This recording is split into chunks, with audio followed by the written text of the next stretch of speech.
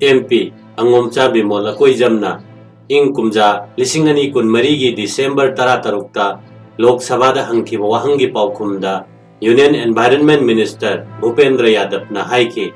Ing Lisingani Kun Humdoi Kun Marida Manipurda Thariba PSC square kilometer Nifumanga Dasmik Taruk Nipane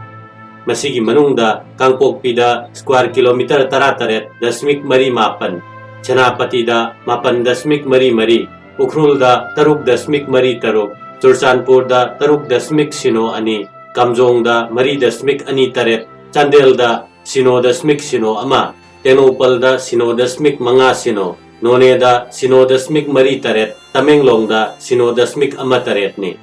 Popi Thavada Soklava Umangi Sarukna Reserve Foresta square kilometer Ahum Dasmik Mari Taret Protected Foresta square kilometer Taramapan Dasmik Ani Mari Unclassified Foresta square kilometer Kun Dasmik Mari Sino Proposed Reserve Foresta square kilometer Ani Dasmik Manga Ama Amasung Protected Wildlife Area Dana square kilometer Sino Dasmik Sino Tarukni Bharata Legal Oina Popi Thabase Ministry of Finance Ki Makhada Central Bureau of Narcotics na license Piragathan Bani Aina Yadava Popi Thabase Ministry of Home Affairs Amadi Manipur Lenga Kaloina na NCB na Yengsen Bani Mantri na Parliament Pikiba Paukumdudi Jumnagi Forest Kilam Sokpadugi Haikibani Madugi Mamang Kumja Lisingani Kunumdogi August Anida Raja Savada Home Affairs Ki State Home Minister Nitya Inanda Raina Asumna Haiki Madudi Kumja Lisingani Tarani Pandagi Lisingani Kulumdoi Me Pawagi Manungda Manipurda Tharamba Popi Labuk Ekar Lising Tarataret Manghan Kre Drug Senaba Case Lisinga Magasanipan Hupumapan Restart Kre Jenaba Mioi Lisingani Satruk Kunithoi Pagale Manipur Lenga Ki report Tagidi Lisingani Taratareta Lammaker Lising Taramapan Gachamaga Kuntra Mangada Tharamba Popi Pambi Sing Yantatuna Manghan Ke Popi Pambi Yantatpada Punna Sangsin Minereva Si NCB Central Security Forces Manipur Police Forest Department Amadi Atai Agency Karani Home Minister Amit Shahagi Machindagidi Manipur Thariba Popi Pambi Sing Manghan Gadabani Haiba Isang Thobo Wahi Amata Kangthokidri Kumja Lisingani Kulumdoi August Thada Parliament Pikiba Statement Amada Haribadi Manipur Thokliba Unkatnabagi Horakpam Si Illegal Immigration Reserve Foresta Kunda Silakpa Amadi Aina Yadaba Popi Thavasini Kwaidagi Maru Weriba Ain Kaina Sangsilakpa Singna Reserve Forest Ki Lamda Laisinduna Popi Tharibasi Tingani Haibadudi Kanduna Chatki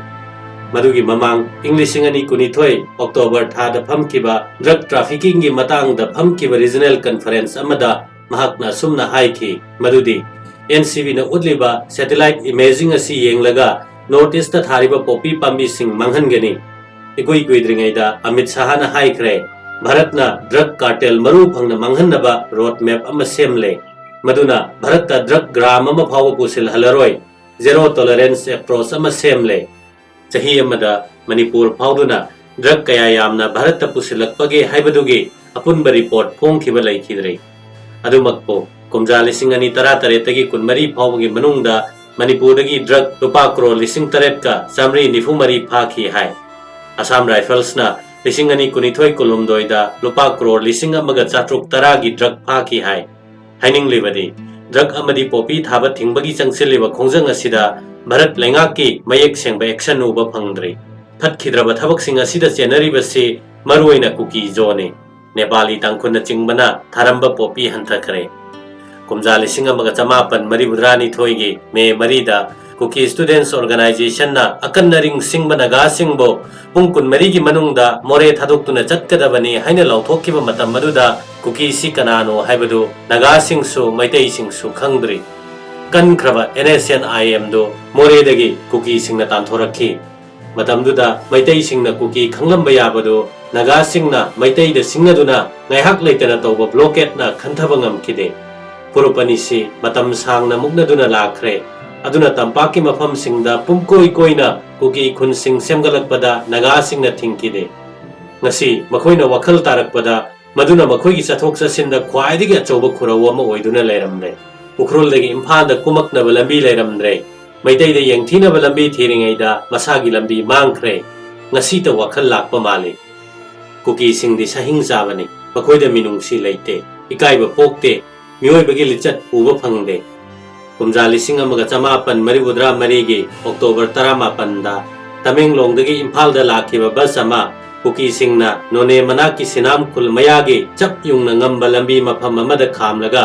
ꯃꯗꯨꯗ ꯇꯣꯡꯂꯛꯄ ꯃꯤ ꯑꯃꯠꯇ ꯀꯨꯝꯊꯍꯟꯗꯅ ꯕꯁꯇꯨ ꯆꯞ ꯌꯨꯡꯕ ꯂꯣꯛꯇꯨꯗ ꯏꯟꯊꯔꯒ ꯃꯗꯨꯗ ꯇꯣꯡꯂꯛꯄ ꯅꯥꯒꯥ ꯃꯆꯥ 30 ꯃꯩꯇꯩ ꯃꯆꯥ 5 amadi mapangi mi ani punna 38 to hatki maduda nachungba phaukhide naga kuki lan matamdasu 1954 gi September 13 da IT road ta leiba thonglangdagi Manchurai Makuimai kobunu pama kuki singna Kangpokpi town dagi phakraba matungda otpa yabo olaba matungda mamit kothoklaba matungda makhut masada su kakthalaga IT road ta hundoklamki 1954 gi February thada Makui Kundagi Lungamang Koba Masu otpa yabo olaba matungda makhuttu makak kakthalaga Makhongdu maina chuduna chakna halaba matungda makui naga amasung lesson kuki khul anigi lonaba lambi da hundoklamki haukiba me 16 da lailon waifai kundagi fakhiba naga macha tarukto kuki singna tamthina mangak kaktuna halaba matungda pumtharaba hakchang oina phange haiduna puthorakki fakhiba naga macha taruktu thadoknaba naga singna fajiluba kuki macha 13 budi numit 18 ni thamlaba matungda Home Minister Amit Shahana Nagaland Chief Minister Nephew Rioda Makoi Taruktu Thigani Haibagi Thajaba Piraba Matungda Thadokhan Kre Miyamna Hangnariba Wahangna Lengakna Makoi Taruktu Tasengna Thikhibra Natraga Kuki 13 gi Mathwai Kannaba Angamba Thakta Honakibra Haibasini Makoi Taruktu Hana Hatkre Haibadu Tasengna Khangkidabra Swaidani Thajanadaba Low Pumba Leiribasi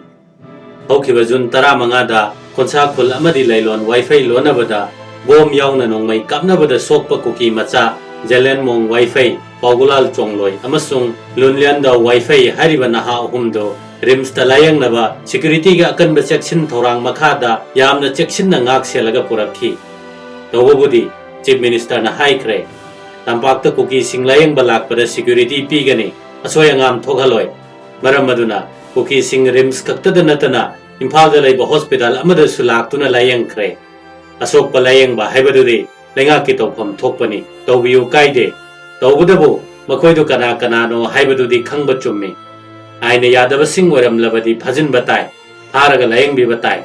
lengak na manungda thijilam gadabadu miyamna khangde maramduna lalhoba sing layang ba yaroi laurakhi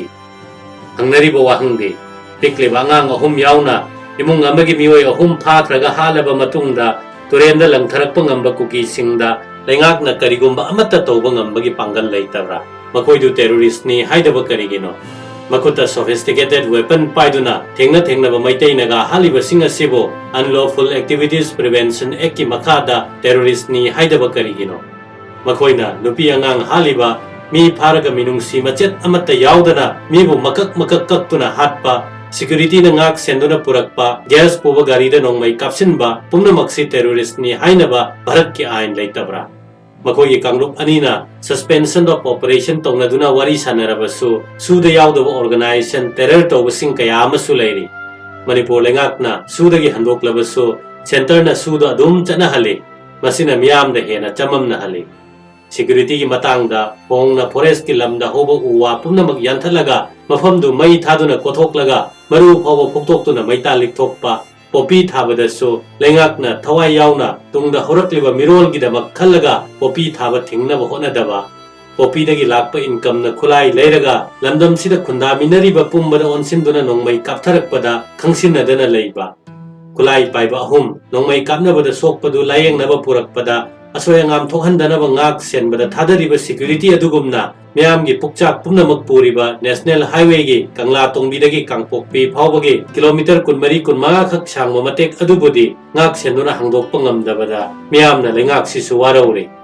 anoba lengakna torakpa thabakta miyamna pendaba leite sumnagi national highway bo kuki gi makhuttagi kanba ngamdaba sitani penadriba masidang hangdokpa ngambada asawba penadaba phanayamna hantharakani Madubuni miyamna hainariba nupa tho'u haibadu Bharat ki terrorist sing maru phangna English sing ani kun mapan phawbagi manungda muthatlagani haina Home Minister na lauthokre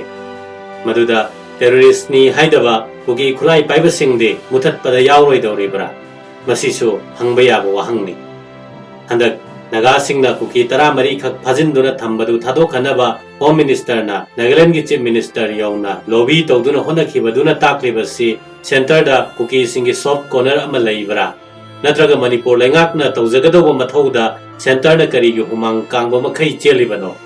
hangningai waribasi hojiksu Manipur gi Chief Minister na Tampak Lam puraga Home Minister na Chingi Saruk pubadu ngasi su tawribra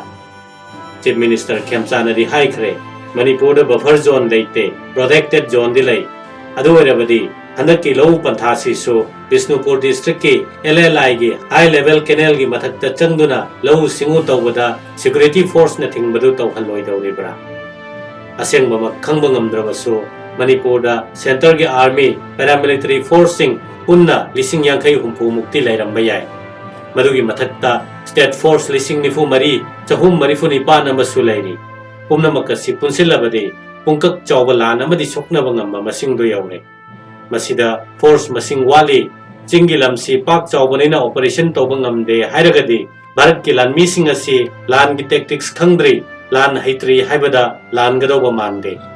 Manipur da laiba army sing asi achambanate North East Special haina khangnaba 21 para elite commando su yauri bani makoi se standard commando tactics singi mathakta unconventional warfare gi specialized tawrabani cross border tracking amasung jungle warfare da counterinsurgency operation da specialized tawbani masigi matakta ghatak commando haiduna elite commando group amasu infantry battalion sing da yauri makoi se army battalion amada masing kundagi kunithoi phawa yawi CRPF battalion kuding makta quick action team lay makoi su highly trained tawraba commando ne makoi do counterinsurgency amadi anti terrorism da specialized tawrabani Manipur da lairiba security force asi achamba amadi oide lan ama tawba yarabani pulap pulaga Manipur da lairiba security force lak amagi mayadi oirabani masida security masing yamdabana operation tawba ngamde hariba si force do natte power pidabani national highway da escort tawriba yam khraba security forces yauna nongmai kapsilak pangambado force masing yamdabana natte nongmai kapa yai haiba order do pidabani Manipur da CRPF ki Cobra Battalion ahum amasu laklagani makoi do jungle warfare group ni National Security Guard Commando singi model da guerrilla warfare da specialized tawani jungle intelligence IED tracking precision strike terrain adaptation chingbada haithoi singthoi ba singni masigi mathakta company yankai amasu yoraklagani makoina hanadagi lailaklaba elite commando singdagi hen manatte Kana phavo iduna so kapnaba mapangal bu pidrabadi amhage amha tagani CRPF ki dizina anak Manipur da laklambada haibadi kulai paibe hek ubada kapkadabani maduda thorakpadu nakoi gi natte aigi daitani madu force ta mapangal hapa wahini pirakkadova command di center da gini Home Ministry na bu command hek mapiraktrabadi chingda kuki singna makoi da damka torokpa yeng manatana upai leiro Assam Rifles kumna operation salaga sa kap na banong may parak patabani pompi khomak patabani thaina gi panthoibi saiwal haibali ladu da panthoibi na saroi ngaroi singda pi ki baya thang nakoina moirang da chalaga pamba kai onduna leiruro chawbunong thon chiu thonglen chiu moirang ning thau chiu purem badi chikano tawpham khangdraba saroi ngaroi singna laurakhi chioi purem ba chioi adugumna kapoi Kuki da Kappa Yade adu warabadi kamdoba